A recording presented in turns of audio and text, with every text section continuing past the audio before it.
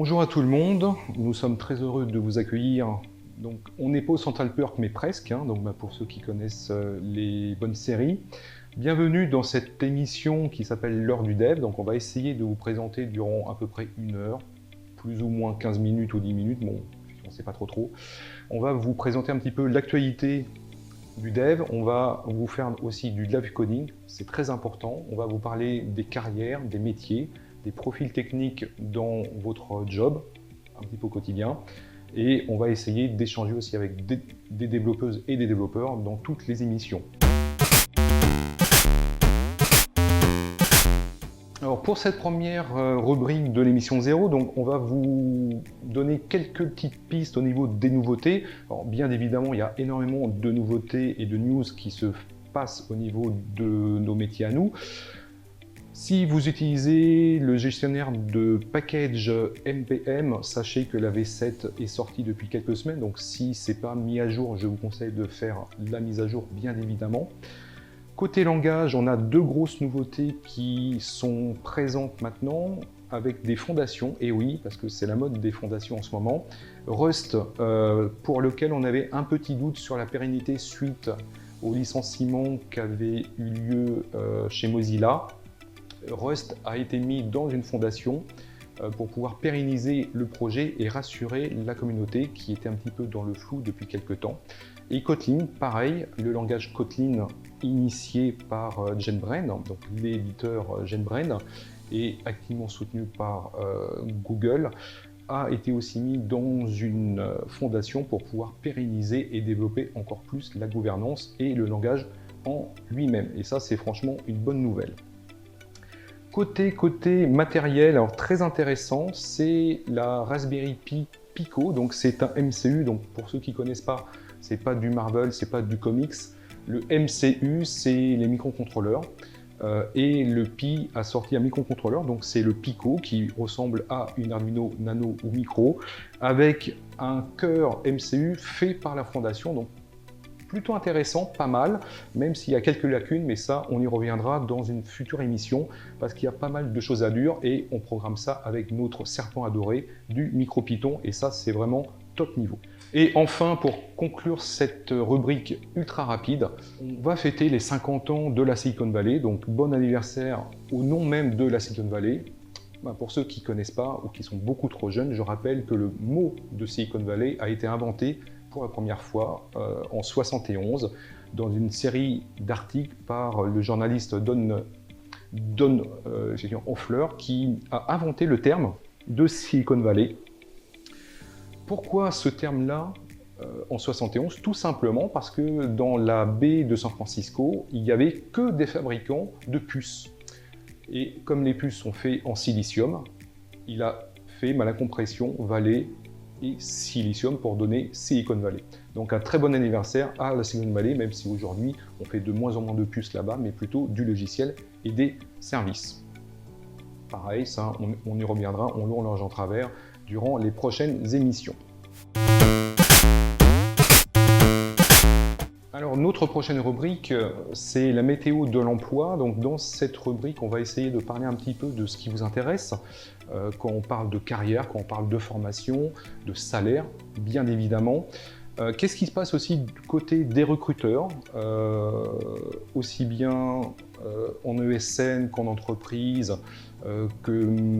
qu'en freelance, parce que c'est très important de savoir qu'est-ce qui se passe et quelles sont les nouvelles méthodes et les nouvelles pratiques au niveau de l'emploi et du recrutement. Et pour cette première rubrique, c'est Océane qui va nous parler un petit peu de qu'est-ce qui se passe actuellement côté recruteur en entreprise spécialisée dans le monde IT, dans le développement. Et elle va nous dire aussi quel est un petit peu l'impact du Covid-19 sur le marché actuel. Est-ce que ça a changé ou pas certaines pratiques que l'on avait dans le recrutement? Donc on va échanger avec Océane tout de suite. Ça marche. Merci François, merci de me recevoir pour cette émission. Du coup, voilà, moi je suis Océane. Aujourd'hui, je suis co-CEO de Codeworks, donc, qui est une ESN avec un modèle alternatif.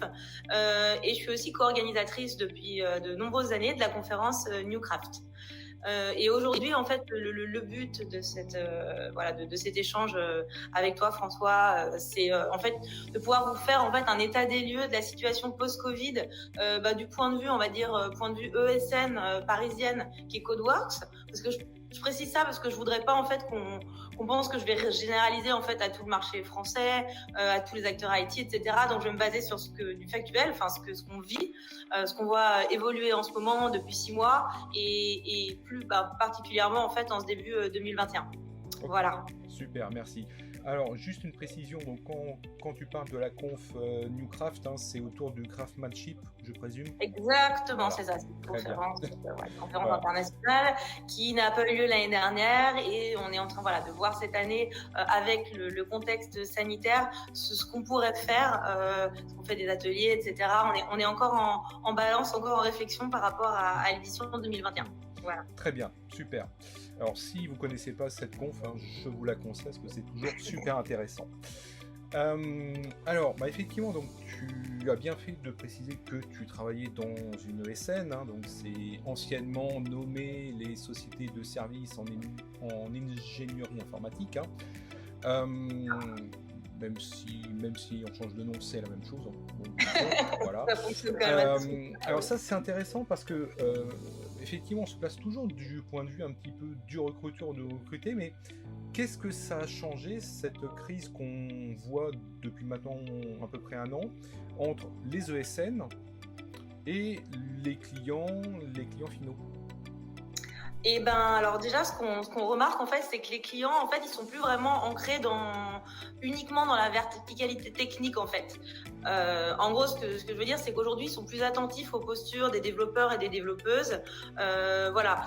Alors évidemment, notre métier à la base, comme tu disais, que ce soit ESN, SS2I, etc., le modèle de base, il consiste à accompagner l'évolution d'une base de code qui est souvent déjà existante, mais il consiste aussi et de plus en plus en fait à diffuser des nouvelles pratiques, à engager des changements de culture, à insuffler une nouvelle dynamique en fait. Et en gros, tout se passe pas derrière un IDE et de moins en moins. Donc ça, c'est quelque chose qu'on remarque déjà. On a pu aussi remarquer que au fur et à mesure, avec les clients là qu'on voit avec les missions, etc., il y a pas mal de problématiques, projets qui arrivent à se régler en fait par l'échange, la positivité, l'écoute, l'empathie. En fait, il y a énormément de verrous qui peuvent être débloqués de cette manière-là. Et c'est vrai que ces derniers temps, on se rend vraiment compte de ça. Alors, je sais pas si c'est le côté un peu crise, etc. On est quand même bien à l'écoute les uns des autres. Et en échangeant, en s'écoutant, en se basant sur les faits, et en ayant vraiment toutes et tous envie d'avancer intelligemment, on arrive à débloquer quand même pas mal de situations. Voilà. Et ensuite, il y a une autre chose aussi, c'est on se rend compte aujourd'hui qu'il y a pas mal de clients qui vont chercher des profils seniors. Alors senior, ça veut tout et rien dire dans notre monde, mais on va dire ce que j'entends par là, du coup, c'est des personnes qui ont déjà une expérience qui leur permet d'appréhender les missions avec plus de recul, à pouvoir voir en fait les choses dans leur ensemble. En gros, des profils qui sont capables de relativiser, pouvoir faire avancer le projet, et donc c'est-à-dire être senior certes en technique, mais avec des soft skills en fait qui sont la plupart du temps liés à l'expérience en fait. D'accord. Voilà. Alors c'est vrai, et ça tu as raison de pointer un petit peu du doigt cet élément-là, c'est que senior, c'est vrai que ça veut tout dire, rien dire à la base. Alors si on reprend la définition stricte du terme dans notre monde IT à nous, c'est quoi? C'est à partir de 3-4 ans d'expérience, 2 ans? Ouais, moi je dirais ça, oui, à partir de 3 ans. Mais c'est vrai que on a un peu tout vu parce qu'il y a des grosses ESN en fait qui vont avoir des grades, donc très vite on peut être junior 1, 2, 3, senior 1, 2, 3. Enfin, en fait, ça veut un peu tout et rien dire. Et en fait, c'est pour ça que voilà, aujourd'hui, nous, ce qu'on entend par senior dans ce cadre-là, c'est vraiment, en fait, c'est une certaine maturité par rapport au projet, à la gestion du projet, le recul, etc. Voilà. D'accord. Mais oui, c'est vrai qu'historiquement, c'est plutôt à partir de 3 ans. Ouais.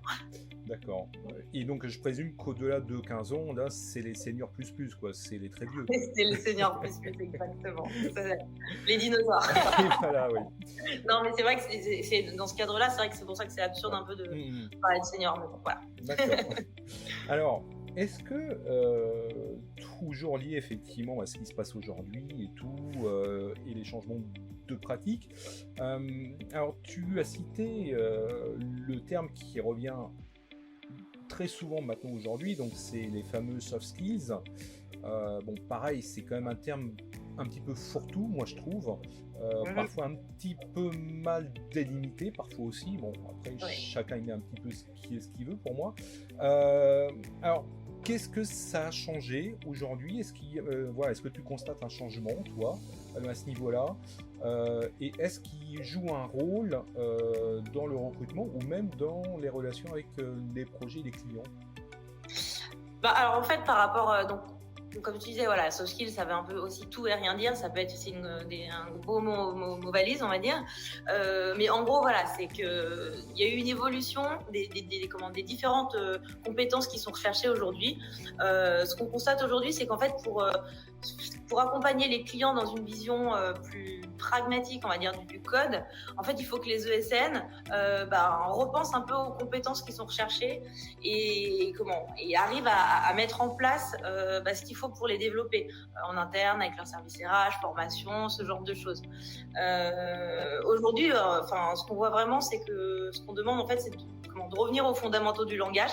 Clairement, revenir aux fondamentaux de conception, par exemple les design patterns, les principes solides, c'est quelque chose qu'on voit de plus en plus, qui est de plus en plus demandé, même aujourd'hui dans chaque fiche mission, enfin voilà, c'est quelque chose qu'on demande, donc il faudrait vraiment que les ESN remettent un peu, reforment un peu à tout ça, consolider tout ce qui est algorithmie, parce que c'est vrai que on s'est rendu compte que c'était un peu moins, il y en a un peu moins dans les formations, ça c'est la base. Pardon. Et c'est la base, mais on en parlera peut-être un peu plus tard. Ouais. Aujourd'hui, on constate en fait que les bases en algorithmie, elles sont plus aussi solides que les formations il y a quelques temps. Il y a eu un peu un glissement dans une partie, on va dire, des formations dev où l'algorithmie est plus justement, comme tu dis, une base, un socle. Il y a aussi ce qu'il faut justement, donc ça va aussi un peu avec les soft skills parce que ça reste quand même, c'est pas de la tech pure, c'est se familiariser en fait avec tout ce qui est bonne pratique de développement, comme tout ce qui est clean code, clean architecture et les grands principes en fait qu'on va justement promouvoir à la conférence Newcraft par exemple. Et puis aujourd'hui, on va aussi demander d'être capable en fait de maîtriser correctement un outillage de gestion et de déploiement du code en production. Aujourd'hui, ce qu'on veut aussi, c'est sympa de faire des POC, etc. Mais ce qu'on veut aussi, c'est du code qui va en prod. Et ça, aujourd'hui, il faut aussi que les sociétés puissent aussi mettre des process de formation sur ces choses-là. En fait, c'est tout pour te dire, en fait, c'est surtout tout ce qui va permettre en fait de sortir d'une vision, nous on appelle ça un peu framework driven développement, c'est-à-dire en gros c'est un truc qui, de notre point de vue, ça pollue les projets IT, c'est-à-dire que ça donne l'impression que c'est un effet de mode avec les derniers frameworks, il faut absolument que ce soit celui-là, etc. Ça donne lieu à des fiches de poste complètement dingues qui font penser, j'ai vu pas mal sur LinkedIn ou Twitter des réactions genre mais c'est vraiment ils cherchent tout un service IT là ou qu'est-ce qui se passe, alors qu'en fait au final on cherche juste un bon développeur Java quoi. Donc en gros on en revient en fait aux bases du développement, et qui à la base c'est produire un code durable, facile à comprendre, facile à maintenir et évolutif dans le temps en fait. Alors, juste pour te faire rire, mais faire rire aussi nos auditrices, mais nos auditeurs, ce matin, j'ai vu effectivement une recherche de poste. On va dire que c'est du costaud là quand même, c'est du DevOps full stack. Oui, je crois que j'ai vu passer ton tweet tout à l'heure. Là, j'avoue que j'ai vu beaucoup de choses, effectivement, dédiées aussi dans ce niveau-là, mais là, je pense que c'est le niveau plus là quand même. Là c'est costaud là. Ouais, quand même. Mais bon, effectivement, on reviendra dans une autre émission sur pourquoi il faut arrêter tous ces langages ou même des pseudo-langages que le recruteur et l'entreprise ne maîtrisent absolument pas. Et c'est un contresens absolument total et ça devient risible. Mais voilà, ça c'est vraiment n'importe quoi.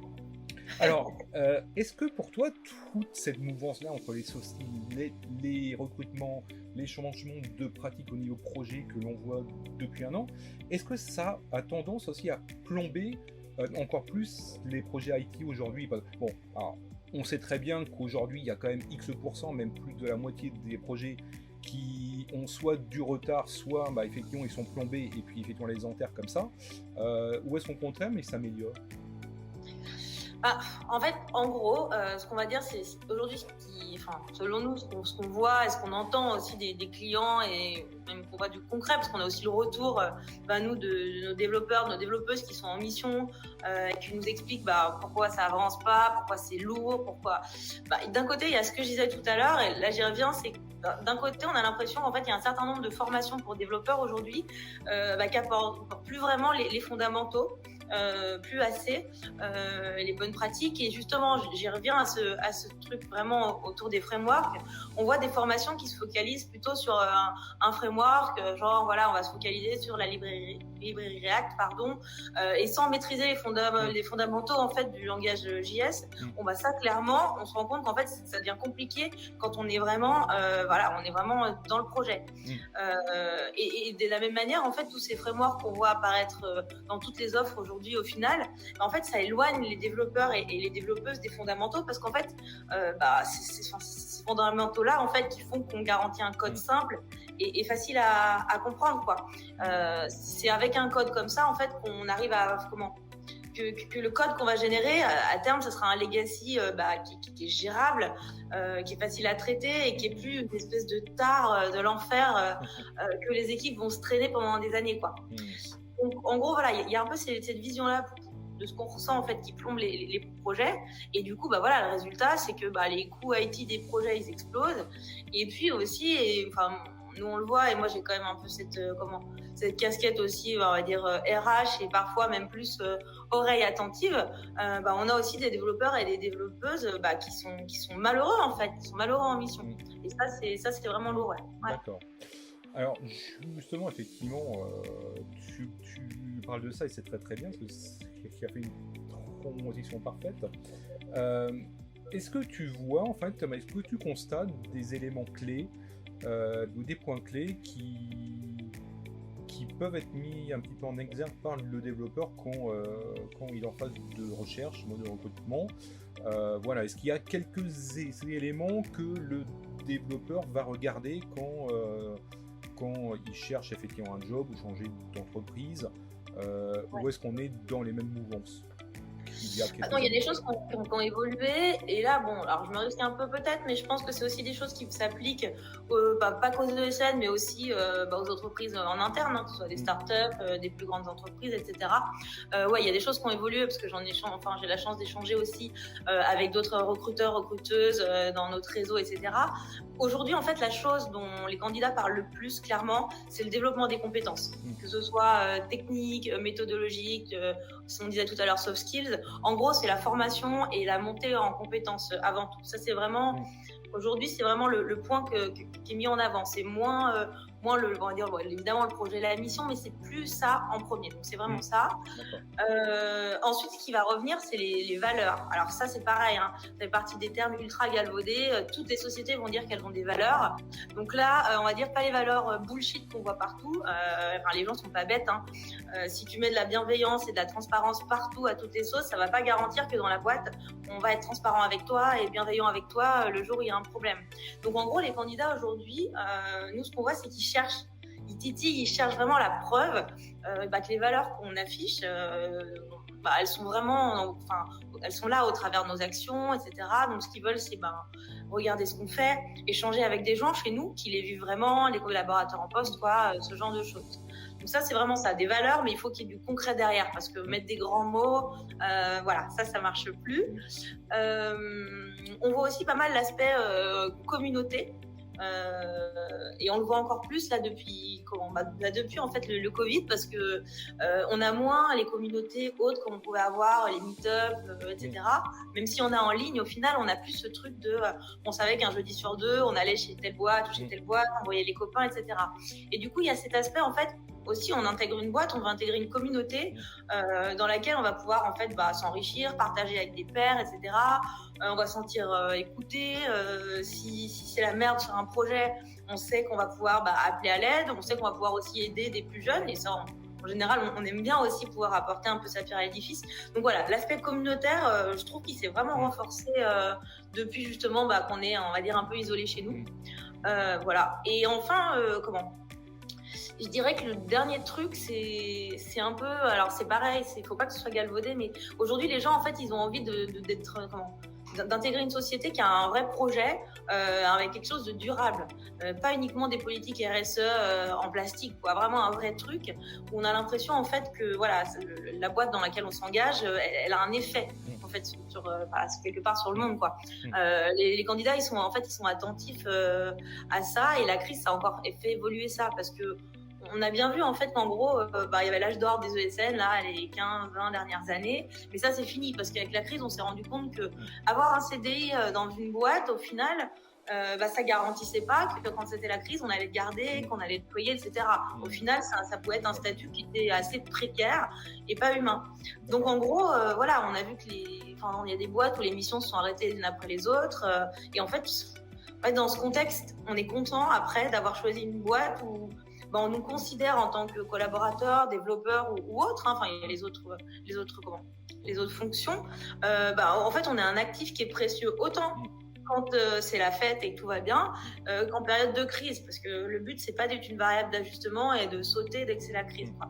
Donc voilà, je pense que c'est ça que les candidats recherchent en fait, c'est vraiment un truc, quelque chose de fiable où ils se disent j'ai une valeur et on me garde pour ce que je suis, ce que je vaux, et pas uniquement on peut plus faire d'argent avec moi, on me jette, quoi.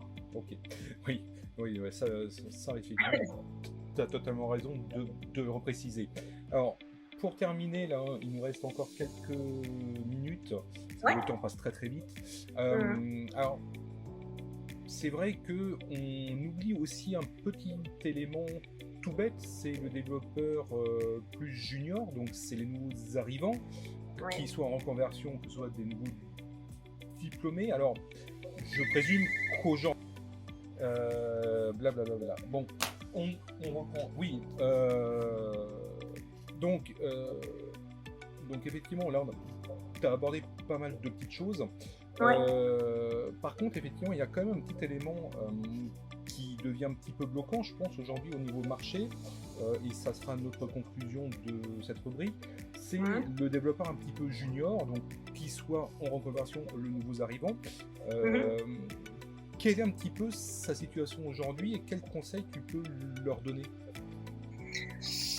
Aujourd'hui, alors des développeurs juniors, donc que ce soit des personnes qui sortent d'école ou des personnes en reconversion, je dirais que le premier conseil il est tout bête, hein, mais c'est coder au maximum. Ça c'était vraiment hyper important. Et dans ce sens-là, le deuxième que je donnerais justement, c'est avoir un GitHub et qu'on va alimenter en faisant des POC, des katas, des hands-on, etc. pour montrer ce qu'on fait, qu'on s'y intéresse, de quoi on est capable. Ça vaut tous les CV du monde en fait. Donc ça c'est quelque chose que je conseillerais. Je conseillerais aussi de regarder pour préparer des certifications concrètes. Typiquement en ce moment, on recherche pas mal de gens qui ont des certifications en plus cloud, soit GCP ou AWS. Alors quand on est quand il y a quand même le CPF normalement qui donne droit à 2-3 choses. Alors évidemment on pourra pas faire la grande certification GCP, mais normalement au moins pour le début on doit pouvoir en faire prendre une partie en charge. Donc voilà, et puis après le dernier truc c'est toujours se rendre visible en fait.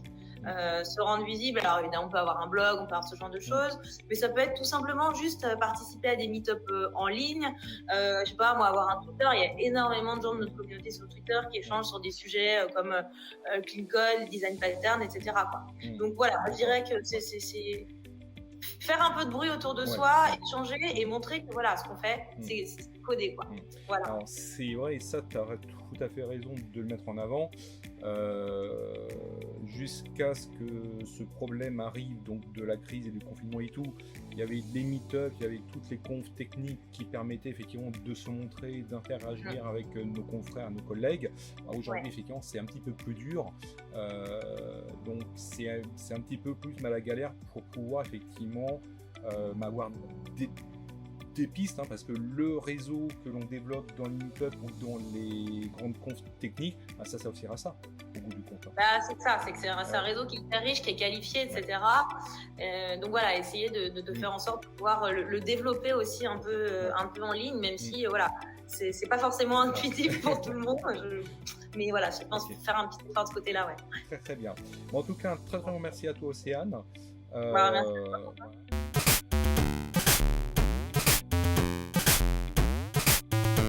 Alors, sur la rubrique métier, donc on a vu qu'est-ce qui se passe aujourd'hui au niveau du recrutement, du salaire, mais il faut aussi se dire que le métier du dev est très divers. Il y a énormément de profils, il y a énormément de compétences et de postes qui s'ouvrent. Et pour cette rubrique, nous avons invité Salah Amer, qui est CTO d'une société de services et qui va nous expliquer ce qu'est le métier de CTO. Et vous allez voir que c'est une nature très, très hétérogène. Et selon le contexte, effectivement, le profil change. Merci pour l'invitation. Aujourd'hui, on va parler de mon travail en tant que CTO chez Arola. Comment tu pourrais définir le profil de CTO et le métier de CTO, et est-ce que ça change selon la taille ou le profil de l'entreprise ? En fait, c'est vraiment hyper large. Le job de CTO, c'est vraiment un couteau suisse. Il faut qu'il ait des compétences en management, il faut qu'il ait des connaissances sur la technologie, il faut qu'il ait une expérience technique dans son historique de carrière. Il faut aussi qu'il ait une implication et une passion pour la R&D. Et la partie qui est peut-être le moins intéressante, mais qui va être de plus en plus obligatoire par rapport à nos métiers, c'est la compétence juridique. Alors, on voit aussi que le CTO, c'est un petit peu faire de la veille techno, c'est être développeur, c'est coder, c'est faire du marketing, c'est gérer des équipes. Est-ce que c'est aussi donner une perspective technologique à la société, aux équipes, une roadmap, vendre les équipes Est-ce que tu peux nous en dire un petit peu plus ? C'est un peu tout ça. En fait, tout à l'heure, on disait qu'il avait besoin, dans ses compétences, il avait besoin de faire de la veille. Il a besoin de faire de la veille techno, parce qu'en fait, il faut quand même se tenir au courant sur les technologies qui vont sortir. Tu sais pertinemment que dans les domaines dans lesquels on est, les technologies évoluent hyper vite. Du coup, de cette veille techno, tu vas avoir plein d'idées, mais toutes ces idées, en fait, il faut pouvoir les marketer, il faut pouvoir les packager, parce que le but d'une idée, c'est quand même de pouvoir la proposer, de la faire grandir et de la faire évoluer, mais tout ça, ça vient aussi dans le job de marketeur. Tu as aussi une petite partie qui va être la partie commerciale. En fait, moi, je vais te donner un exemple, j'aide régulièrement des commerciaux quand on a des clients en fait, sur lesquels ils vont avoir des besoins qui vont être très techniques et pour lesquels les commerciaux ont besoin de peut-être un peu plus d'appui technique que ce qu'eux-mêmes pourraient faire naturellement. Et tu vas avoir aussi toute la partie formation, que ce soit de la formation sur des hard skills ou des soft skills. Est-ce que tu as un petit peu hésité à accepter ce poste parce que tu es avant tout développeur quand on regarde ton parcours? Oula, non, c'était pas une hésitation. Au contraire, en fait, c'est clairement ce qui m'a motivé. En fait, dans ma carrière, j'ai eu plein de moments clés en fait. Et dans ces moments clés, j'ai eu à l'époque, j'avais 9 ans quand j'ai commencé l'informatique, et j'ai toujours su que je voulais être développeur d'applications. Arrivé en 2012, l'époque où toi et moi on s'est connus, en fait, j'ai switché de carrière après avoir été nommé MVP sur les technologies embarquées. Je suis rentré chez Aldebaran Robotique et je suis devenu expert en robotique pour eux pendant 4 ans. Et ça a été donc la deuxième phase où où effectivement je considérais que de faire du logiciel, du software dans des ordinateurs, c'était plus ma priorité, mais que ma priorité c'était de l'embarquer et de faire des logiciels qui étaient capables d'interagir avec l'environnement. Au bout de 4 ans chez Aldebaran, je suis rentré chez ALD International et là j'ai eu un troisième switch qui du coup a été pour moi le plus flagrant en fait. J'ai eu la chance en arrivant de former des stagiaires en fait. Et ces stagiaires, j'ai fait tout ce que j'ai pu pour apprendre déjà au moins ce que moi je savais, pour leur donner ce que moi je savais. Et c'est là que je me suis rendu compte que ma priorité, c'était plus de faire de la ligne de code pour de la ligne de code, mais de faire grandir les gens et de les voir grandir. Et donc voilà, aujourd'hui, j'ai 80 consultants et je me rends compte en fait que je voudrais rien faire d'autre. Travailler avec eux au quotidien, les faire grandir et les voir grandir, t'as pas idée à quel point c'est exceptionnel pour moi. À t'écouter, on sent que le poste de CTO, c'est quand même quelque chose de très chargé. Tu commences tôt, tu finis tard, tu travailles sans doute aussi peut-être le week-end, le soir. Comment tu arrives un petit peu à t'organiser sur la semaine, le mois et aussi au quotidien? Oui, et t'as pas idée. En fait, comme je te le disais tout à l'heure, sur les compétences du CTO, on a quand même pas mal de choses. On a quand même pas mal de choses à l'esprit. On a quand même beaucoup de choses à faire. Et c'est vrai que il faut pas faire l'erreur de vouloir tout faire. Et même au-delà de ça, en fait, il faut surtout pas faire l'erreur de vouloir tout faire tout de suite. On m'a souvent donné un bon conseil qui était que dans le job que tu occupes, maintenant tu fais plus un sprint, tu fais un marathon. Et le marathon, il se fait que sur la distance. Et mine de rien, pour pouvoir tenir la distance, il faut se forcer à prendre du recul, à faire des coupures, se vider la tête. J'essaie d'avoir une hygiène pro qui est pas forcément évidente à appliquer tous les jours parce que je suis encore tout jeune dans mon métier de CTO, mais j'apprends. Et du coup, je sais que quand je ferme mon ordinateur, je me dis, ok, il est fermé, on en reparle demain. C'est pas tout le temps évident, mais j'essaye. On sait qu'une des difficultés dans nos métiers, dans le métier du dev, c'est faire la coupure, c'est faire la part des choses entre le pro, la passion, le privé. Comment tu arrives à dire un petit peu à tes équipes, là, il faut couper, là, c'est le moment de travailler. Comment tu arrives un petit peu à gérer tout ça au quotidien? Tu peux pas savoir à quel point c'est compliqué déjà de se l'appliquer à soi et encore plus de le faire appliquer aux autres. Tu sais pertinemment que dans les jobs qu'on occupe, on occupe un job passion et du coup faire la coupure entre la passion, le pro, puis la passion quand tu as fini le pro, elle est juste pas évidente, elle est juste pas difficile, elle est juste impossible à faire cette coupure. Et je mets au défi n'importe qui de me dire que quand il a fini sa journée, il reprend pas son téléphone, même pour lire un article, quand il est assis dans le canapé, quand il regarde une série, ou juste avant de dormir, de regarder d'écouter un podcast ou de regarder une vidéo ou autre. C'est hyper compliqué, mais c'est vrai qu'il faut apprendre à faire cette coupure parce que c'est jamais bon d'avoir toujours le nez dans le guidon et de pas prendre de recul et de pas faire et de pas avoir ce moment de lucidité où tu te dis ok, là je suis trop fatigué pour réfléchir, je ferai ça demain. Alors, on parle aujourd'hui beaucoup de compétences, de soft skills, d'hard skills. Alors, comme ton rôle de CTO, c'est de gérer des équipes et donc des personnes, comment tu le fais un petit peu au quotidien? Alors, si tu prends n'importe quel bon bouquin, en fait, ils te diront que sur les soft skills, en fait, tu vas avoir plein de compétences, plein de qualités, en fait, qu'il faut absolument avoir quand tu veux être CTO ou un bon manager. Mais globalement, l'écoute, l'organisation, la curiosité, parce que comme je te l'ai dit, la partie veille techno, elle a une partie quand même qui est super importante dans nos métiers. La réactivité, parce que reste que dans ton job de manager, tu gères quand même des gens, donc il faut quand même être disponible pour eux.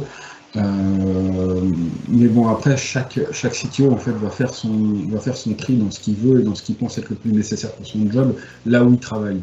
Moi, je sais que pour moi, en tout cas, ce qui est le plus évident, c'est l'écoute, l'organisation, parce que mine de rien, on peut très vite se retrouver débordé, et l'esprit d'équipe.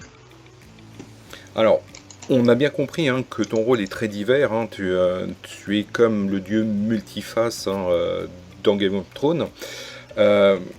Est-ce que donc tu es plutôt quoi? Tu es plutôt tech, tu es plutôt côté de l'organisationnel, côté marketing avec tes équipes?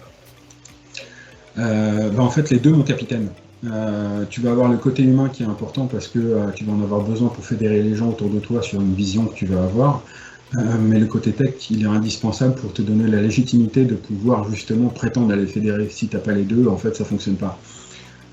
Après, comme je te l'ai dit tout à l'heure, les journées elles sont pas extensibles. Moi j'ai choisi de pas pouvoir tout faire. Enfin, je sais que je peux pas tout faire et j'ai choisi mes combats. Et pour moi, j'ai décidé de faire confiance parce que dans mes équipes, j'ai 80 personnes qui sont juste exceptionnelles. Et sur la partie expertise technique, je leur fais une confiance littéralement aveugle. Qu'est-ce que tu peux conseiller ou dire sur comment on devient un CTO? Je présume qu'il faut de l'expérience et je présume aussi qu'un développeur un petit peu junior, un newbies, ne peut pas devenir CTO comme cela. Honnêtement, je ne saurais pas répondre réellement. Enfin, je suis pas sûr de pouvoir répondre à cette question, mais de mon point de vue, je suis pas sûr qu'un dev junior puisse prendre ce rôle. En tout cas, dans une ESN ou dans une grosse équipe. Comme je te l'ai dit tout à l'heure, en fonction de là où tu vas exercer ton job de CTO, imaginons que tu exerces dans une start-up où finalement c'est la plateforme qui va primer plus sur la partie management parce que tu n'auras pas forcément une équipe large dans une start-up. Peut-être que si d'ailleurs en fait. Mais bon. Quand tu es amené à gérer des gens, tu ne peux le faire qu'avec l'expérience parce que tu vas tomber sur des personnes où potentiellement tu vas devoir gérer du conflit, tu vas devoir gérer de l'impatience, tu vas devoir gérer... Enfin, il y a plein de choses que tu vas devoir gérer et ces choses-là, tu ne peux pas les gérer si tu n'as pas été confronté à ça dans le monde du travail. Et ça, tu ne peux le faire qu'avec l'expérience. Qu'est-ce que tu peux nous dire au niveau des fourchettes de salaire? Parce que quand on voit passer les annonces, on est entre 60, 80, voire 100 000 euros. Est-ce que tu peux nous donner quelques indications? Oui, là-dessus, oui, je suis, mais en moyenne, c'est entre 60 et 90, mais après, là encore, ça dépend de la société où tu exerces. Dans une grosse société, moi je connais des CTO qui sont dans de grosses structures, dans de très grosses sociétés, ils n'ont aucune difficulté à atteindre les 180 KE par an. Et finalement, est-ce que tu as beaucoup hésité à accepter ce poste de CTO ou pour toi, ça s'est fait très naturellement? Comme je te l'ai dit tout à l'heure, j'ai pris conscience que ma priorité c'était de faire grandir les gens et de les accompagner. Et quand on est venu me chercher pour ce job de CTO, quand on m'a dit écoute, viens chez Arola, nous on a un job de CTO à te proposer, il y a 80 personnes à gérer. Et deal. Mais plus sérieusement, j'ai la chance de travailler avec des personnes qui sont juste exceptionnelles et je pense que c'est ça qui fait qu'aujourd'hui, je pense que j'occupe le job de mes rêves.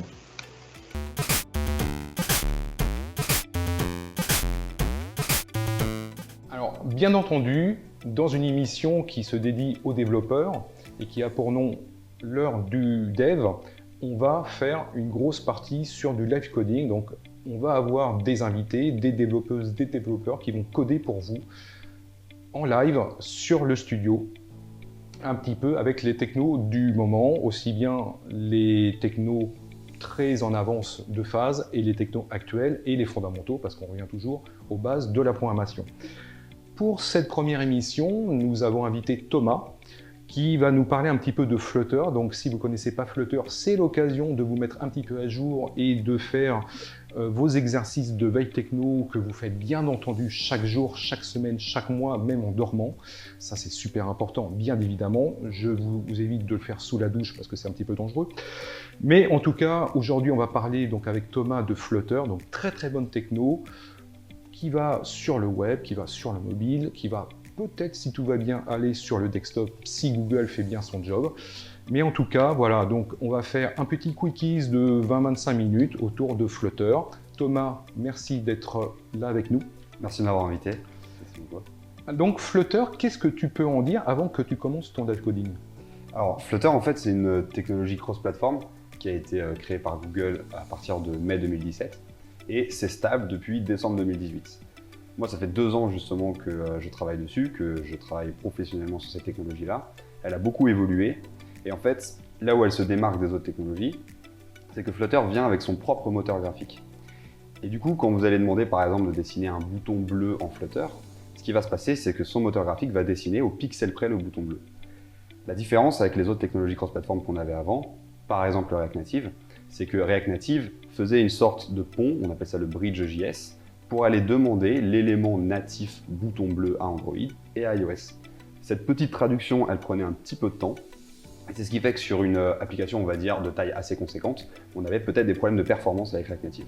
Flutter, c'est la première technologie cross-platform qui a réussi à motiver beaucoup de développeurs natifs, ce qui n'était pas le cas avant, à passer à Flutter, à s'y intéresser. Et honnêtement, je pense que je vais essayer de vous montrer, ça donne des choses pas mal. Okay. Merci. En tout cas, c'est très prometteur, c'est très intéressant. Écoutez, on vous laisse 20-25 minutes avec notre invité, Thomas, qui va donc nous faire du live coding autour de Flutter. Thomas, je te laisse la place et le code. C'est à toi. Merci beaucoup. Alors, pour commencer avec Flutter, il faut d'abord savoir comment installer Flutter. L'installation de Flutter, ça se passe plutôt pas mal. On va aller sur le site officiel. D'ailleurs, je vous conseille la documentation Flutter qui est super bien faite. On va dans l'onglet Install. Et là, vous avez les choix selon votre OS. Par exemple, moi je suis sur macOS, mais c'est la même chose sur tous les systèmes d'opération. On va pouvoir télécharger le SDK soit sous format dossier zip et il va y avoir le SDK Dart qui va venir avec. Soit on peut aussi directement cloner le dépôt GitHub de Flutter et récupérer comme ça. Moi je vous conseille le dossier zip, comme ça c'est plus simple, vous avez tout d'un coup. Ensuite vous le dézippez et vous mettez simplement Flutter dans vos variables d'environnement. Vous voyez la doc en fait elle vous indique beaucoup de choses sur les commandes à faire. Et notamment, une fois que vous avez mis Flutter dans vos variables d'environnement, vous avez accès à la fameuse commande Flutter Doctor. C'est le meilleur ami de tous les développeurs Flutter. Flutter Doctor, en fait, comme son nom l'indique, il va faire une analyse de tout votre système et c'est lui qui va vous dire ce qui vous manque. Par exemple, si jamais vous n'avez pas l'IDE conforme, si vous n'avez pas les plugins conformes, s'il vous manque l'Android SDK, etc., etc. A priori, le Flutter Doctor, il précise à chaque fois ce qu'il faut télécharger, les commandes qu'il faut lancer. En vrai, vous pouvez vous laisser couler, vous lancez Flutter Doctor, vous regardez ce qu'il vous dit et a priori, vous ne pouvez pas vous tromper. Donc en fait, c'est lui qui gère toutes les questions de dépendance. Alors pas les dépendances de Flutter en lui-même, mais par contre, oui, des dépendances en termes de logiciel qu'il faut avoir pour coder sur Flutter, effectivement. Et donc l'idée, c'est qu'une fois que vous avez fait ça, et ça y est, vous êtes prêt pour développer un Flutter. Je précise que vous n'êtes pas obligé d'avoir un macOS. Parce qu'en Flutter, certes, on peut déployer sur un iPhone, mais vous pouvez tout à fait travailler sur un Windows ou un Linux. La seule chose, c'est qu'effectivement, pour déployer et pour builder une application sur iOS, il vous faudra Xcode. Donc à un moment donné dans votre processus, il faudra quand même que vous ayez accès de manière virtualisée ou physique à un macOS. Mais vous pouvez tout à fait commencer votre application et même développer toute votre application sur un Windows et un Linux. Et puis à un moment donné, il faudra se soumettre à Apple et avoir un macOS pour builder sur iPhone. Oui, parce qu'en plus, c'est du natif qui génère. Donc, exactement. Donc effectivement, on est obligé d'avoir les couches Apple pour le faire. En fait, il utilise bien Xcode pour builder l'application, tout comme il utilise Gradle pour builder en Android. Une fois que vous avez téléchargé du coup Flutter, il vous reste le choix de l'IDE. Alors pour l'IDE, Google est assez clair, vous avez 3 choix. Vous avez IntelliJ, Android Studio et VS Code. Alors le choix entre IntelliJ et Android Studio, il est un peu basique. C'est deux technologies qui viennent de JetBrains. Il y en a une qui est plus adaptée aux mobiles que d'autres. A priori, tout le monde utilise Android Studio. En revanche, le choix entre Android Studio et VS Code, c'est un choix qui divise chez les développeurs. Moi, je pense que c'est vraiment une question de goût. Les deux IDE sont excellents. Je pense que moi, par exemple, venant du monde Android natif à la base, je suis évidemment tourné plus vers Android Studio, mais parce que c'est l'IDE que j'utilise tout le temps. Et donc, je pense que les développeurs natifs vont s'orienter vers Android Studio. L'avantage aussi d'Android Studio, c'est que si à un moment vous avez besoin de mettre les mains dans le code Android, en fait, vous êtes déjà sur un IDE qui sait le faire, dont c'est le métier principal. Attention, VS Code reste quand même super bien. Il y a beaucoup de développeurs Flutter qui sont très contents de leur expérience avec VS Code. Il y a des plugins qui font très bien le travail. Donc l'idée, c'est pas de dire il faut absolument utiliser Android Studio. Entre les deux, vous avez le choix et a priori, vous ne pouvez pas vous tromper, vous serez content pour qu'il arrive. De toute façon, les deux IDE sont disponibles partout. Bien sûr, bien sûr. Une fois que vous avez installé votre IDE, il va falloir que vous installiez 2 plugins. Ça, c'est la même chose que ce soit sur VS Code ou Android Studio. Donc là, je vous montre sur mon Android Studio. Les plugins, ça va être les plugins Flutter et les plugins Dart. Donc moi, vous voyez que je l'ai déjà installé pour le Flutter et pour le plugin Dart. Ces 2 plugins-là, ils vont amener tout un tas de petites commandes, de petits raccourcis, tout un tas de choses qui font que c'est primordial si vous voulez commencer à pouvoir développer en Flutter. Mais une fois que c'est fait, que vous avez redémarré votre IDE, etc., c'est parti, on va pouvoir commencer notre première application Flutter. Du coup, là, pour ceux qui ont l'habitude d'Android Studio, vous voyez que j'ai un nouveau bouton qui est apparu, qui s'appelle Create New Flutter Application, Project plutôt, et qui n'existait pas, c'est grâce au plugin. Si je clique dessus, alors, nous, on va choisir Flutter Application, mais en fait, il nous propose plusieurs types d'applications. On pourrait faire un package. Un package, c'est l'équivalent d'une bibliothèque dans une autre technologie, une bibliothèque Flutter ou Dart. On pourrait faire un plugin. Un plugin, c'est exactement ça, c'est une bibliothèque, sauf qu'en plus de ça, en fait, derrière, Flutter va communiquer avec des composants natifs. Et le module, c'est si vous voulez faire une application Flutter qui est destinée à être encapsulée dans une application déjà native iOS ou Android. Nous, pour l'instant, on se concentre sur l'application. Par contre, c'est le même code sur toutes les targets. Bien sûr, oui, bien sûr. Ouais. Alors, je vais lui donner un nom au hasard, vous dites où est le SDK, etc. Ça, on a l'habitude quand on crée une application. On lui donne un package name et on finit. Là, il va nous créer notre premier projet. On voit qu'on a deux petites cases qui nous demandent si on veut utiliser Kotlin ou Swift. Alors, pourquoi il nous précise ça? Parce qu'en fait, vous allez voir que dans l'arborescence des fichiers qui est générée, on va avoir un dossier Android et un dossier iOS. Parce qu'en fait, derrière, Flutter utilise les vrais outils de build des différentes plateformes pour créer. Donc, pour Android, ça va vraiment utiliser Gradle, on va avoir le manifeste, on va pouvoir mettre nos autorisations là-dedans, etc. Donc, en gros, quand on choisit Kotlin ou Swift, c'est on choisit le langage qu'il va y avoir dans ces dossiers-là. A priori, vous n'aurez jamais besoin d'y toucher. Mais c'est toujours plus agréable d'aller toucher du Swift si jamais vous en avez besoin, plutôt que d'aller toucher de l'Objective-C. Donc, on laisse cocher ces petites cases. Mais ça veut dire que les langages vraiment historiques d'Android et d'iOS, on n'y a pas accès. C'est vraiment Swift et Kotlin. Si, on pourrait choisir de mettre en Objective-C ou en Java. Tout à fait. Alors là, j'ai mon application, mon projet a été créé.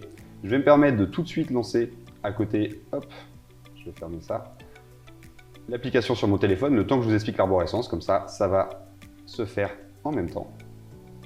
Et donc là, on peut regarder l'arborescence des fichiers. Dans l'arborescence des fichiers, on se rend compte du coup qu'on a ce fameux dossier Android dont on a parlé, où à l'intérieur, on va avoir notre Gradle, notre manifeste, etc. On a la même chose pour iOS, avec tous les fichiers importants pour une application iOS. Là, on a un dossier build, mais c'est parce que je suis en train de tourner mon application, donc il vient de se générer. On a un dossier lib, donc dans le lib, c'est là où on va voir tous nos fichiers Dart qui correspondent à notre application Flutter, et on va revenir là-dessus tout de suite après. On a un dossier test, c'est tout à fait possible de faire des tests, et on a le fameux pubspec.yaml. Alors, pubspec.yaml, c'est le fichier de configuration de votre application. C'est un peu l'équivalent d'un package.json sur NPM, du Gradle en Android. Bref, vous allez mettre le nom de votre application, sa version, les dépendances, etc. etc. C'est grâce à ça que vous allez le gérer. Du coup, vous allez voir, là je suis en train de lancer, et là vous le voyez normalement à votre écran, l'application Hello World de Flutter. L'application Hello World, c'est la fameuse counter app dont Flutter nous parle tout le temps. Vous avez un petit bouton flottant en bas à droite, quand je clique dessus, j'ai un bouton qui s'incrémente, etc. Ce qu'on va faire, ce que je vous propose, c'est qu'en fait on va repartir de zéro, et je vais vous montrer comment on pourrait la recoder. Juste pour vous montrer vraiment les concepts basiques de Flutter, et voir que même si, à premier abord, c'est quelque chose de nouveau, et donc on a l'impression que c'est compliqué, ça ne l'est pas tant que ça. J'efface tout ce qu'il y a dans mon fichier et on va y aller pas à pas. La première chose, c'est d'avoir une fonction main. Bon, ça a priori, on n'est pas très... voilà, c'est plutôt classique. Cette fonction main, elle va devoir faire une chose, c'est appeler une fonction qui s'appelle runapp et qui, comme son nom l'indique, va lancer l'application. Donc, on l'appelle. Et là, si j'utilise mon petit raccourci qui me montre quels sont les paramètres qu'attend cette fonction, je me rends compte qu'elle attend un widget. Et c'est là que ça commence, Flutter. En fait, une phrase que vous allez tout le temps entendre sur le site de Flutter, que moi je vais vous répéter plein de fois, c'est qu'en Flutter, tout est widget. En fait, les widgets, vous pouvez comparer ça aux composants, dans les frameworks par composants, comme React, Vue, etc. C'est un morceau de votre application. Et c'est aussi subjectif que ça en a l'air, c'est-à-dire que ça peut être tout simplement un bouton, ça peut être un texte, ça peut être un écran entier, et finalement, c'est aussi votre application entière. Ce que vous allez faire, c'est que vous allez créer des widgets qui vont eux-mêmes être composés de widgets, qui vont être composés de widgets, etc., etc. Vous allez vous retrouver avec un arbre de widgets, on appelle ça, qui vont finalement composer votre application. Donc runapp, le widget qu'il attend, c'est finalement le widget parent de tous vos widgets. Qu'est-ce qu'un widget? En fait, un widget, en Flutter, c'est simplement une classe qui hérite de widget. En l'occurrence, elle n'hérite pas directement de widget, elle hérite de deux classes qui elles-mêmes héritent de widget, soit un stateless widget, soit un stateful widget. On va revoir ce que c'est, mais là, nous, on va partir sur le stateless et je vais vous expliquer ce que c'est l'autre après. Je pourrais écrire ma classe comme ça, mais j'ai utilisé un plugin qui justement va me permettre de le faire très rapidement. Et vous allez voir que coder en Flutter, c'est très rapide. Je commence à écrire ST, et en fait, j'ai Android Studio qui me propose soit de créer un stateless, soit de créer un stateful. J'appuie sur Entrée, et hop, il vient de me générer ma classe. J'ai juste besoin de lui donner un petit nom, par exemple, je vais l'appeler MyApp. Et voici notre premier stateless widget. Donc, on voit que c'est juste une classe qui hérite de stateless widget, et qui override une méthode. Cette méthode-là, elle s'appelle build, et c'est la méthode que vous retrouverez dans tous vos widgets. En fait, elle retourne le contenu graphique du widget associé. Et c'est là qu'on va pouvoir encapsuler des widgets dans les widgets. Donc par exemple, si dans runapp, ici, je lui donne une instance de myApp, alors vous noterez qu'en Dart, on n'est pas obligé de mettre le mot-clé new. Je peux le mettre, hein, ça ne change rien. Mais comme on n'est pas obligé, souvent, vous n'allez pas le voir. Mais il faut bien comprendre que là, effectivement, c'est bien un appel au constructeur de myApp, et donc j'appelle ce container. Oui, parce que ce qu'il faut quand même qu'on précise, c'est que Flutter, c'est basé sur Dart. Oui, c'est ça, le langage de Flutter, c'est Dart. Et donc du coup, MyApp, par défaut, quand vous générez la classe, ils vous font retourner un container. Le container, c'est l'élément par défaut, on va dire, en Flutter, c'est vraiment la vue basique. Comme tous les widgets sont des classes, ils ont des constructeurs et donc on peut leur donner des paramètres. Par exemple, ce container, je vais pouvoir lui donner une couleur. Et donc ici, je vais lui donner une couleur à rouge. Ici, je fais un hot restart et je vois que mon écran est entièrement rouge. J'ai parlé du hot restart là. Le hot restart, c'est ce qui va nous permettre de mettre à jour automatiquement notre application juste en un clic. Il y a aussi le hot reload et on va voir juste après quelle est la différence. Mais par exemple, vous voyez ici, si le red, je le change en blue, j'ai juste à faire CTRL S ou commande S et hop, en une fraction de seconde, mon écran est devenu bleu. Ça, c'est quelque chose qui va être extrêmement pratique dans votre vie de développeur. Oui, en fait, c'est un petit peu le F5 and Continue qu'on avait sur du Visual Studio classique. Exactement.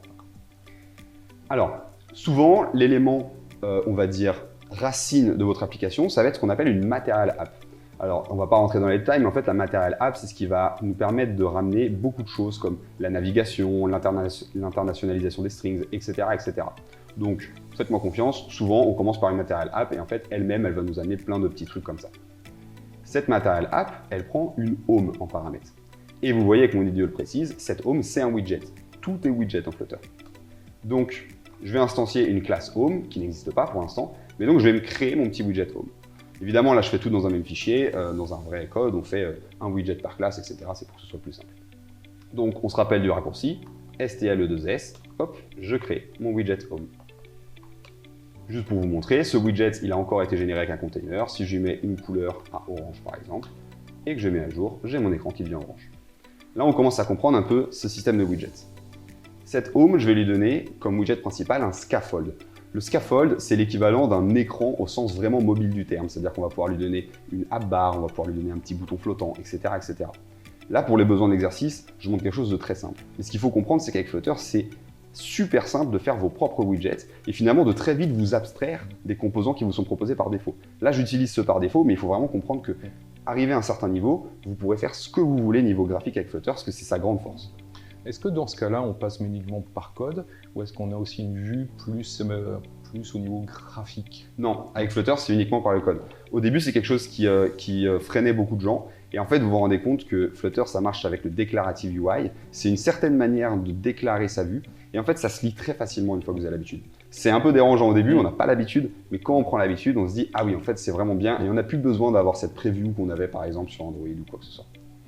Donc là, j'ai mon scaffold. Et mon scaffold, il va prendre par exemple un paramètre qui est une app bar. Et je vois que j'ai un widget qui existe déjà par défaut qui s'appelle app bar. Et je vais pouvoir lui donner un title. Le title, notez bien que ce n'est pas une chaîne de caractères, c'est un widget. C'est-à-dire que même là, je pourrais par exemple, à la place du titre, mettre un bouton. Alors ça n'a pas grand intérêt, mais je peux le faire. Et en fait, Flutter est complètement customisable parce que justement, tout est widget. Et donc en fait, vous pouvez partir très loin dans ce principe-là. Oui, en fait, comme tu disais, on peut faire de l'imbrication de widgets. Exactement. Je dirais pas à l'infini, mais presque. Ah ben, oui, carrément. Moi, je dirais à l'infini. Alors le title, moi je vais lui donner un widget qui s'appelle widget text et dont le métier est de rendre une chaîne de caractères. Et donc par exemple ici, je vais dire salut et hop, j'ai tout simplement mon scaffold, donc mon écran avec une app bar avec le titre salut. Là encore, on a le hot reload, si j'enlève le point d'exclamation, il s'enlève, etc. Je vais pouvoir aussi donner à mon scaffold un floating button. Donc encore une fois, l'objectif c'est de retrouver notre counter app. Donc le floating action button, on se rend compte que c'est un paramètre. Et c'est aussi un widget, c'est-à-dire que si je veux juste que mon floating action button soit du texte, je peux. Ça n'a pas un grand intérêt là non plus, mais c'est génial de se dire qu'on peut customiser à fond. Donc moi je vais utiliser un widget qui existe déjà, qui s'appelle floating action button justement, qui est très bien, qui est le floating button matériel, en sens matériel design du terme, qui prend un enfant, là encore c'est un widget, donc si je veux, je peux mettre un texte, et là on a le bouton qui apparaît avec le texte à l'intérieur. Plutôt que de mettre du texte, moi je vais mettre une icône parce que c'est un peu plus sympa. Et donc ici, je vais utiliser l'icône plus Material Design. Et voilà. Notre Floating Action Button, on peut lui donner une callback onPress pour savoir quand il est cliqué. Et donc je vais écrire juste en dessous une petite fonction privée. Alors notez que je mets un underscore à la fonction. En fait, c'est la méthode Dart de préciser que la fonction ou le champ en question est privé. On n'a pas le mot-clé privé, on a ce petit underscore qui dit que c'est privé. Le onPress, je lui donne la référence à cette fonction. Et dans ma fonction, je vais tout simplement faire un petit print pour vérifier que lorsque je clique, j'ai le print qui apparaît.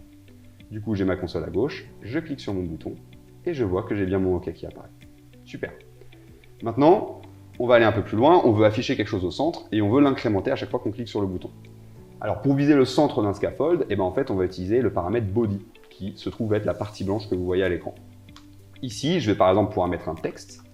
Et ce que je veux mettre à l'intérieur, c'est le contenu d'une variable que je vais créer. Donc dans ma classe, je vais me créer une petite variable, privée aussi, que je vais appeler counter, et que je vais mettre à 0. Hop. Et du coup, dans ce texte, donc là je vous montre aussi comment faire de l'interpolation de string en Dart, on a juste utilisé le petit $counter, et en fait on peut afficher le contenu de la variable.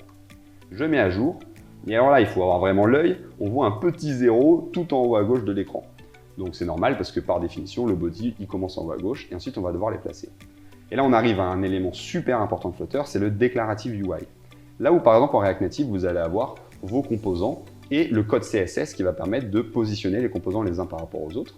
En Flutter, ce sont des widgets qui décrivent comment se placent les widgets les uns par rapport aux autres. Ça aussi, c'est quelque chose qu'il faut bien assimiler au départ, mais qui rend le code extrêmement modulable, extrêmement facile à maintenir et qui est vraiment très très agréable une fois qu'on l'a compris. Et c'est lui qui gère les différentes tailles de l'écran ou c'est toi qui es obligé de le coder en dur? Alors, en fait, il le gère d'une manière où on peut très facilement faire du responsive design. Après, on est obligé de le faire un peu nous-mêmes parce que de toute façon, souvent on veut avoir la main sur le rendu que ça va avoir. Mais c'est très facile de prendre ça en compte, effectivement. On a à tout moment accès à la taille de l'écran, en fait, donc on peut faire en fonction. Du coup, là, ici, je veux centrer mon texte. Et en fait, pour centrer mon texte, je vais utiliser un widget qui s'appelle Center et dont le métier est de centrer le widget qu'il a en enfant.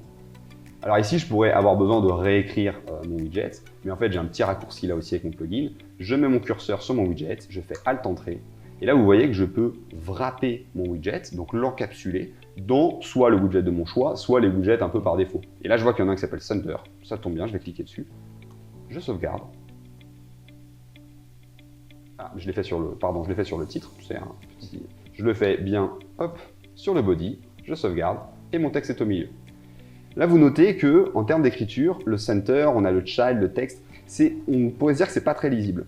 En fait, avec Flutter, on peut mettre des petites virgules, comme ici, alors que normalement, dans un autre langage de programmation, on ne pourrait pas le faire. Et ça nous permet, quand j'utilise mon outil pour Refactor, de remettre les choses à la ligne. Et en fait, il ne faut pas l'oublier, ça. Quand on débute, souvent, on l'oublie un peu, et on a l'impression que, du coup, faire du Flutter, c'est un peu difficile à lire, etc.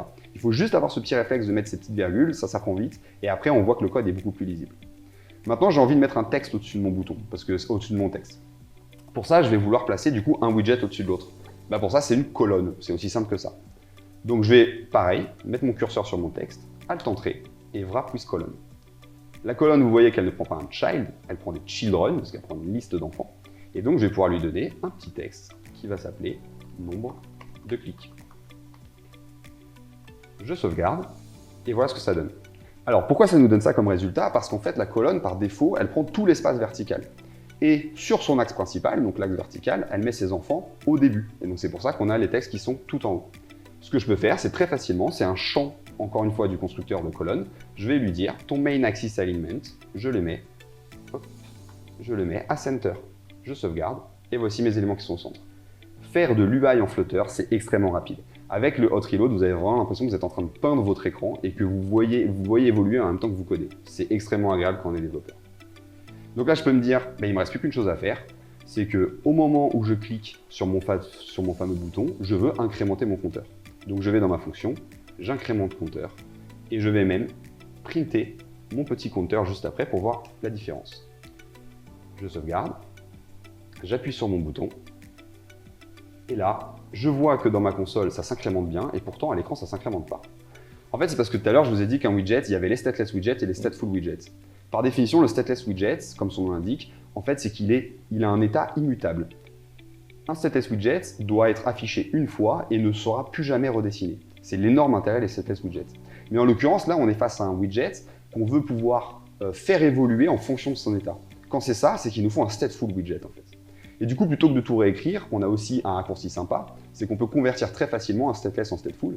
Il suffit que je mette mon curseur sur stateless, Alt-Entrée, et je converte au stateful. Là, vous voyez que ça paraît un peu plus compliqué, mais ça n'est pas tant que ça. Un stateful widget, en fait, c'est composé en deux classes. On a d'une part le stateful widget, et lui, il a une méthode qui doit overrider, qui va retourner l'état de ce stateful widget. Et donc, on a une seconde classe qui représente cet état, Et c'est elle qui va être responsable, avec la méthode build, de rendre graphiquement le composant. Alors, de quelle manière tu fais la différence entre un stateful et un stateless quand tu crées un widget? Est-ce que c'est l'usage? Est-ce que c'est la position qui te fait dire que tu prends l'un ou l'autre? Dès lors que j'ai besoin que mon widget réponde à un changement d'état, je vais être attiré vers le stateful widget.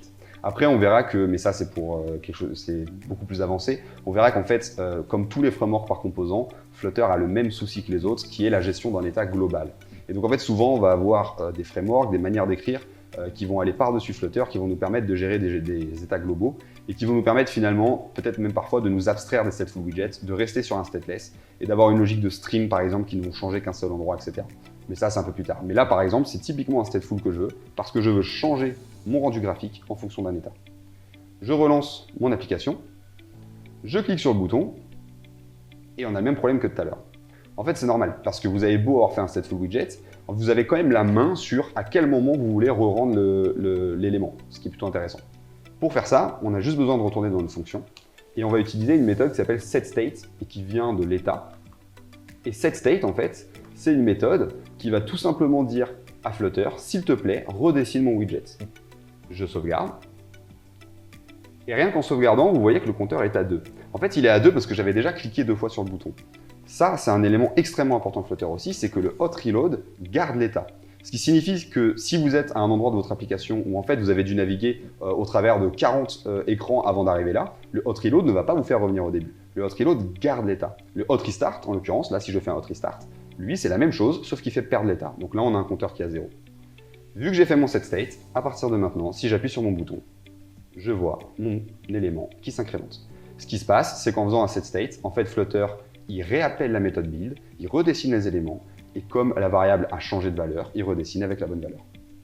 Voilà, en gros c'était tout ce que j'avais à vous montrer, c'est les bases de Flutter. Alors il y a encore plein de choses à dire, mais au moins vous savez maintenant le principe des widgets, comment créer vos widgets, comment interagir avec l'utilisateur et comment mettre à jour l'UI. Et si vous avez compris ce côté widgetisation de votre application, ce fait de créer plein de composants qui sont composés de composants, etc., vous allez voir que Flutter, ça permet de rendre des applications extrêmement performantes, extrêmement modulables et vraiment très faciles à maintenir. Merci. Donc si après je le passe sur de l'Android ou du Windows ou de l'iOS, c'est le même code, même process de deploy et de build? Exactement. Merci à toi et j'espère que ça vous a plu de découvrir un petit peu les premières fonctionnalités de Flutter. Alors, on ne va pas vous laisser comme ça gambader dans la nature, même si le développeur aime le banc d'air, ça c'est bien connu, presque. Donc on va faire un petit one more thing, alors c'est plus une sorte de question-réponse. Donc Thomas, on te retrouve quelques minutes, donc tu nous as montré en 20-25 minutes les prémices de Flutter. Alors pour toi Flutter, comment ça peut se présenter en intérêt pour un dev, alors plutôt dev mobile actuellement, parce qu'on ne peut pas faire vraiment encore du desktop ou du web, même si Google a prévu les éditions web et desktop, donc c'est que du mobile pour le moment? Alors pour le moment, ce qu'il y a en stable, c'est que du mobile. En version stable, on a Android et iOS qui marchent très bien, qui marchent en production d'ailleurs. Moi j'ai fait plein de projets, je suis en train de créer une startup où mon application c'est en Flutter. Enfin, côté mobile, c'est vraiment stable. Côté web, on est en bêta, ils sont en train de beaucoup travailler dessus, ils mettent un accent très fort sur le web parce que c'est vraiment un truc qu'ils veulent mettre en place. Mais pour l'instant, ce serait un peu trop tôt de le mettre en production, en tout cas sur des gros projets. Et côté desktop, on a encore un petit cran en dessous, mais en fait vous pouvez déjà, si vous n'avez pas besoin de faire énormément d'appels aux API natives, vous pouvez déjà faire plein de choses sympas en termes d'UI, etc. Mais c'est vrai que c'est encore un peu limité pour l'instant, c'est surtout Android et iOS qui sont vraiment au top. D'accord. Est-ce que pour toi, le fait que Flutter soit fait en Dart, ça peut rebuter un certain nombre de devs, ou est-ce qu'au contraire, la courbe d'apprentissage te paraît fluide? Alors, moi je trouve que le Dart, c'est un très bon compromis, par exemple, entre du Java et du JavaScript. En fait, le Dart, c'est un langage qui est fortement typé, qui nous permet quand même de faire des applications extrêmement maintenables par rapport à d'autres langages qui seraient peut-être un peu moins typés, etc. Et on a quand même une facilité d'écriture qu'on retrouve alors dans les dernières versions de Java, mais sauf qu'en fait, quand on fait de l'Android, on est limité à Java 8. Bon, maintenant il y a Kotlin. Kotlin est un excellent langage. Mais Dart, c'est un très bon compromis. Et surtout, il faut savoir que Dart, le choix qui a été fait derrière, parce que souvent on entend dire que c'est juste parce que c'est un langage qui a été créé par Google, En fait, Dart, il accepte les deux types de compilation, ahead of time et just in time. Ça, c'est ce qui fait la révolution de Flutter. Parce qu'en fait, lorsque vous développez, on a vu tout à l'heure que j'avais le hot reload, c'est que mon code, en fait, il est interprété parce qu'il est compilé en just in time, et donc je vais pouvoir avoir ce mécanisme de hot reload, etc. Le problème, c'est que ça rend l'application un peu moins performante, parce que du coup, il faut à chaque fois interpréter les commandes, etc. L'avantage de Dart, c'est qu'au moment où je veux builder pour la production, je vais le builder en ahead of time. Et là, on est sur une vraie compilation de mon application. Et donc, Dart, c'est surtout pour ça, c'est surtout parce qu'il peut compiler des deux manières, qu'en fait, il est agréable et en production et en développement. D'accord. Et on précise que le compilo de Dart, c'est le compilateur Dart. Oui. D'accord. Comment toi, tu vois un petit peu l'avenir par rapport à ce qu'on trouve déjà de Xamarin? Bon, je ne cite pas Cordova parce que pour moi c'est mort et enterré maintenant, mais voilà, bon, c'est pas la seule solution que l'on ait aujourd'hui. Est-ce que pour toi, un développeur qui code déjà en Xamarin ou qui code nativement avec du Kotlin ou du Swift, on peut lui conseiller de regarder un petit peu Flutter? Bien sûr. En fait, pour moi, dans le cross-platform, il y a eu 3 générations. Il y a eu la première génération où on était basé sur des WebView, et donc on faisait un site web qui était encapsulé dans une WebView, etc. Là, on avait des performances qui étaient très mauvaises, on avait de la difficulté à communiquer avec les API natives, on avait une expérience web et pas une expérience mobile. Donc ça, c'était la première génération. On a React Native qui est arrivé et qui a un peu bouleversé les choses parce qu'il a dit, nous, ce qu'on va faire, c'est que quand vous demandez un composant, en fait, on va aller demander à l'OS d'afficher un composant, etc. C'est génial parce qu'effectivement, ça donne une application vraiment native. Mais le problème, c'est que ce petit temps de traduction, sur une application avec beaucoup d'animations, avec une grande liste, etc., on voit des petits détails, on voit que ça rame un peu. Et c'est pour ça que ça n'a jamais plu vraiment aux développeurs natifs, parce qu'ils avaient toujours l'argument de dire « ouais, mais les performances, elles ne sont pas là ». Xamarin, c'est encore un autre choix, parce que Xamarin, ils ont fait le choix de coder l'UI côté natif sur les deux plateformes, et seulement la logique qui est commune. Le problème, c'est qu'une application mobile, c'est beaucoup d'UI, donc au final, vous divisez quand même pas de beaucoup votre temps de développement. Flutter, là où c'est une énorme révolution, c'est qu'ils sont venus avec leur propre moteur graphique. Quand vous affichez un composant, Flutter le redessine complètement. Il n'y a aucun temps de traduction, et c'est ce qui permet à Flutter d'avoir 60 images par seconde, et c'est ce qui a fait qu'il y a énormément de développeurs natifs aujourd'hui qui s'y intéressent enfin, au cross-platform, beaucoup, parce qu'on a enfin une technologie cross-platform qui nous permet d'avoir des vraies performances. Et j'ajouterais un argument qui est rarement mis en avant, c'est que comme Flutter dessine ses propres composants, en fait Flutter ne demande pas son avis au système d'exploitation. Et les développeurs Android me comprendront, quand vous demandez d'afficher un bouton sur Android, en fait, selon la version d'Android du téléphone, le bouton va s'afficher différemment. Si vous voulez que votre application ait la même tête sur toutes les versions, en tant que développeur, il va falloir, sur les dernières versions évidemment, c'est très simple, sur les anciennes versions, il va falloir faire un travail précis, etc. Avec Flutter, c'est fini ça. Parce qu'en fait, avec Flutter, quelle que soit la version du téléphone de l'utilisateur, il va dessiner la même chose. Et donc ça aussi, c'est un énorme avantage du moteur graphique. Et c'est ce qui fait qu'on a des performances incroyables, quelle que soit la version. Et honnêtement, pour moi, aujourd'hui d'ailleurs, ça se retrouve, je suis co-organisateur du Meetup Flutter Paris. Et en fait, on retrouve énormément d'anciens devs natifs. Enfin, ils le sont toujours, c'est pas... mais voilà. D'accord. Au niveau des perfs, comment tu le situes aujourd'hui? Pour moi, les performances, elles sont identiques aux natifs. J'ai vraiment travaillé sur plein de projets différents, une sorte de projet un peu de podcast, donc un peu à la Spotify, on avait de l'écoute de musique, etc. Là, en ce moment, pour ma startup, je fais une application qui n'est pas forcément compliquée en termes fonctionnels, mais qui a un UI vraiment très développé. Vraiment, les performances, elles sont exceptionnelles. Par contre, évidemment, vous pouvez être un mauvais développeur Flutter, comme vous pouvez être un mauvais développeur Android. Ce que je veux dire par là, c'est que Flutter, c'est une nouvelle manière de coder, c'est une nouvelle manière de voir les choses. Le déclarative UI qu'on a vu avec les colonnes, le center, etc., c'est pas quelque chose qui est forcément évident au départ. Donc il faut vraiment bien se former, il faut vraiment bien comprendre le mécanisme, parce qu'il est facile de se tromper, il est facile d'avoir des performances qui ne sont pas géniales, mais en fait c'est juste parce qu'on n'a pas forcément compris comment le faire, et c'est pas forcément la faute de la technologie en elle-même.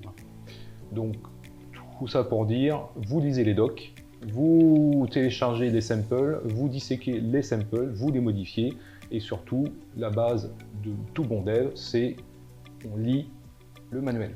On lit le manuel, voilà, exactement. Thomas, merci beaucoup, j'espère que ça vous a plu, et on verra une autre techno dans la prochaine émission. Merci Thomas. Merci beaucoup pour l'invitation. Je crois que ça va nous conclure un petit peu cette heure qu'on a passée ensemble. J'espère que ça vous a plu. Donc, vous l'aurez compris, on a plusieurs parties dans cette émission. On va parler de carrière, de formation, votre métier un petit peu au quotidien, les différents profils techniques et bien évidemment du live coding avec du vrai code en live, avec un vrai dev qui nous explique un petit peu ses technos et son quotidien. Un grand merci à vous et rendez-vous dans la prochaine émission en espérant qu'on passe en prod et qu'on ne reste pas en bêta. Merci et à très bientôt. Salut!